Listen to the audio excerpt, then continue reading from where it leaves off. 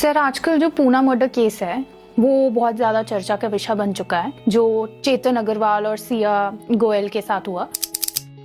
What is your take? मुझे लगता है कि ये पहला केस नहीं है। इससे पहले मैं आपको याद करवा दूं, एक आपको ब्लू ड्रम वाला केस भी याद होगा जिसमें एक वाइफ ने अपने हस्बैंड को मार के उसमें डाल दिया था, और ऐसे बहुत से केसेस जो आम हमें देखने को मिलते हैं। ठीक है जी, आजकल सनसनी टाइप केस बना हुआ है, लोग बहुत ज्यादा सवाल उठा रहे हैं। लोग ये भी बोल रहे हैं कि शायद लड़की के ऊपर प्रेशर था उसके बॉयफ्रेंड का, पर मुझे लगता है कि जो भी हुआ बहुत गलत हुआ। देखो, इतने अमीर घर से वो लड़का है, चलो चाहे वो गरीब घर से भी लड़का हो, जान तो सबकी जरूरी है, चाहे वो अमीर है चाहे वो गरीब है, पर सोसाइटी इस पे ये क्यों नहीं सोच रही कि ये हो क्यों रहा है। पहली बात तो ये जेंडर बेस्ड नहीं है कि लड़कियां या लड़के ऐसे होते हैं। बहुत से लड़के रेप भी, रोज लड़कों के केसेस आते हैं रेप के। तो first of all it is not about gender based, और मेरे को लगता है कि लोग इसका असल सोल्यूशन नहीं जान पा रहे कि ये हो क्यों रहा है। क्योंकि ये तो बिल्कुल मतलब जायज बात है ना कि हर किसी में भगवान है, कोई भी यहाँ पे शैतान नहीं है। वो लड़की की परवरिश भी इतनी बुरी नहीं रही होगी कि उसने एक मर्डर करने का प्लान किया, और उसका कोई जो पास्ट रिकॉर्ड है वो भी कोई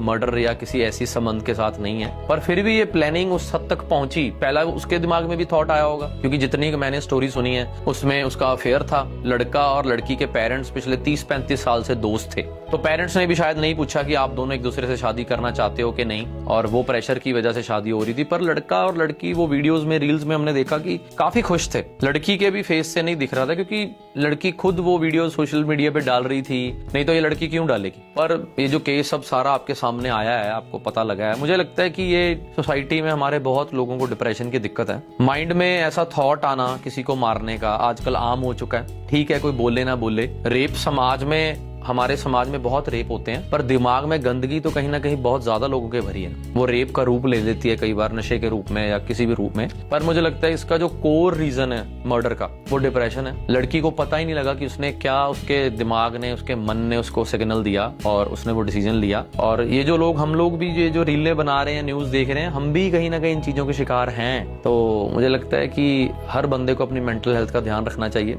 और इस मुद्दे को गंभीरता से देखने के लिए मुझे लगता है कि इसकी जड़ तक जाना चाहिए कि ये क्यों हो रहा है हमारे समाज में, मर्डर तक बातें क्यों जा रही हैं, सीरियल किलर लोग क्यों बन रहे हैं, तभी इसका सोल्यूशन निकल पाएगा। नहीं तो ऐसी और खबरें आती जाएंगी, कहीं लड़का लड़की का मर्डर कर रहा है, कहीं लड़की लड़के कर रही है, कोई माँ बाप अपने बच्चों को मार रहे हैं। आपने खबर सुनी होगी, अमेरिका में एक लड़के ने अपने माँ बाप को और नानी को ही मार दिया जान से। एक परिवार ने पंजाब में अपने 3 बच्चों के हाथ बांध के नहर में फेंक दिया और खुद भी सुसाइड करने लगे, तो खुद बच गए, बच्चे मर गए। तो ये सारे मेंटल डिसऑर्डर, डिप्रेशन, जब तक इन चीजों की बात नहीं होगी तब तक मुझे लगता है कोई सोल्यूशन नहीं निकलेगा। और हाँ, एक सजा भी ऐसी देनी चाहिए पब्लिकली कि लोगों को एटलीस्ट डर हो जाए। जैसे दुबई में डर है, तो ऐसा डर भी हो सकता है इंडिया में कि एक ओपनली ऐसी सजा दी जाए कि लोग डरें ऐसा घिनौना जुर्म करने के लिए।